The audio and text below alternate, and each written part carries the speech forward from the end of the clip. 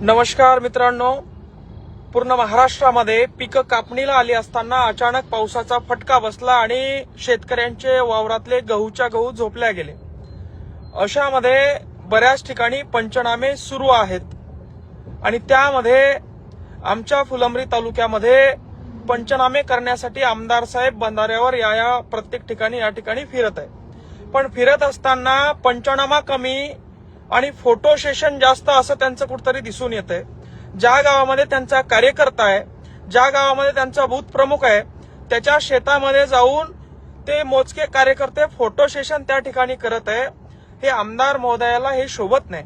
शेतकऱ्याचं नुकसान झालेलं आहे तर प्रत्येक शेतकऱ्याची दखल घेतल्या गेली पाहिजे.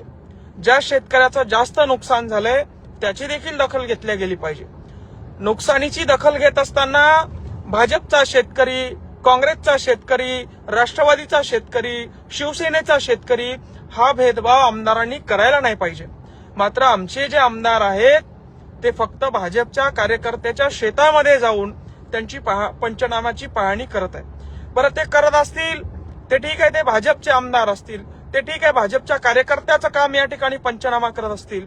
मात्र त्यांच्यासोबत तहसीलदार आहे, त्यांच्यासोबत मंडळ अधिकारी आहे आणि या तहसीलदाराचं, या मंडळ अधिकाऱ्याची बापाची पेन नाही की आमदार म्हणेल तिथंच जायचं. तुम्ही साले हो, आमच्या टॅक्स मधून तुमचा पगार होता, तुम्ही आमचे नौकर आहे, वारंवार मी सांगतो. आता जर का तुम्ही फक्त भाजपच्या कार्यकर्त्याच्या शेतात गेलं तर तुमचे थोबाड फोडल्याशिवाय आम्ही राहणार नाही, लक्षात ठेवा.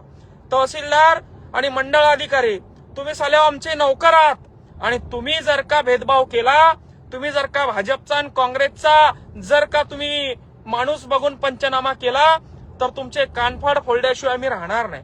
तुम्ही महिला आहात त्यामुळे तुमचा आदर आहे.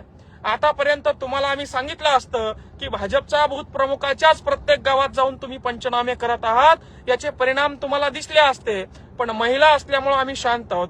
मात्र तुम्हाला आता तरी चेतावणी आहे की प्रत्येक शेतकऱ्याच्या, प्रत्येक पक्षाच्या, प्रत्येक संघटनेच्या शेतकऱ्यासोबत भेदभाव करू नका. शेतकऱ्याचं कुठला जात, कुठला पक्ष, कुठली पंथ नसते. शेतकरी मेहनत करून कमावतं. कमीत कमी अधिकाऱ्यांनी तरी भानावर राहावं.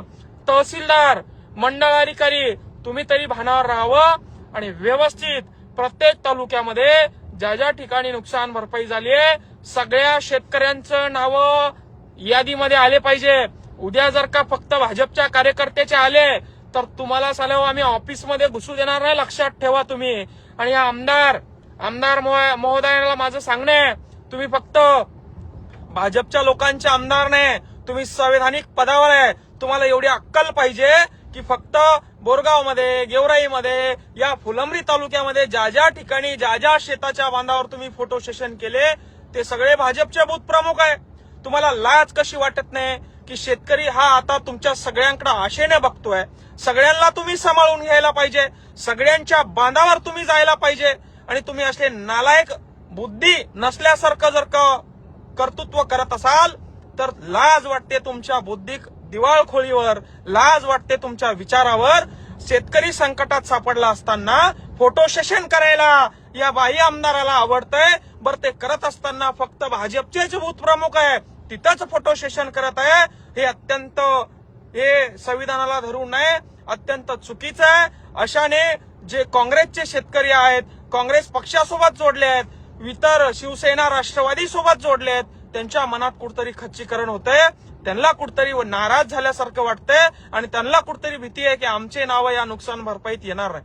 तुमची सत्ता आली, तुमच्याकडे पद आलं, गावापासून दिल्लीपर्यंत तुमची सत्ता आली म्हणून माज दाखवू नका, म्हणून तुम्ही माजू नका. प्रत्येक शेतकऱ्याला समान धरा. रावणाला एक दिवस अहंकार झाला होता, त्याचा देखील अहंकार उतरला होता. आणि हा भेदभाव जर शेतकऱ्यांसाठी तुम्ही करणार असाल तर तुमचे थोबाड फोडल्याशिवाय राहणार नाही. हा मंगेश सावळे तरी तुम्हाला ही चेतावणी देतो आणि ही चेतावणी गांभीर्याने घ्या, एवढंच एक सांगतो. जय जवान, जय किसान, जय महाराष्ट्र.